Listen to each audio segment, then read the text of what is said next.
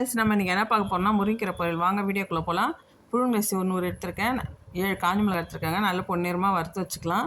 Stove பற்ற வச்சு கடாய் போட்டுக்கலாம். எண்ணெய் ஊற்றிக்கலாம். கடுகு உளுத்தம் பருப்பு ஒரு காஞ்ச மிளகாய் கிள்ளி போட்டு முருங்கைக்கீரை நல்லா அலசி அதில் போட்டுக்கலாம். இப்போ முருங்கைக்கீரையை நல்லா அலசிட்டு இப்போ போட்டுக்கலாங்க. தண்ணி நிறைய ஊற்றக்கூடாது, கொஞ்சமாக தான் ஊற்றணும். தேவையான அளவுக்கு சால்ட்டு போட்டுடலாம். அப்படியே சிம்மிலேயே வச்சுருங்க. முருங்கைக்கீரை வந்து மூடக்கூடாது, அப்படியே கருப்பாயிடும் மூணுனாக்கா. இப்போ வந்து வறுத்து வச்சதை மிக்ஸி ஜாரில் போட்டு பொடி பண்ணிக்கலாம். கொஞ்சம் பூண்டு போட்டுக்கலாம். குறைன்னு தான் பொடி பண்ணணும்.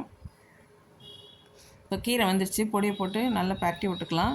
ஒரு 5 நிமிஷம் கழிச்சு ஆஃப் பண்ணிடலாம் ஸ்டவ்வை. பாருங்கள், முருங்கைக்கீரை வந்து செம்ம டேஸ்டியாக இருக்கும். முருங்கைக்கீரை ரெடி ஆகிடுச்சு பாருங்கள். இது கூழுக்கும் நல்லாயிருக்கும், களிக்கும் சூப்பராக இருக்கும். ரசம் சாதத்துக்கு சாம்பார் சாதத்துக்கும் நல்லா இருக்குங்க.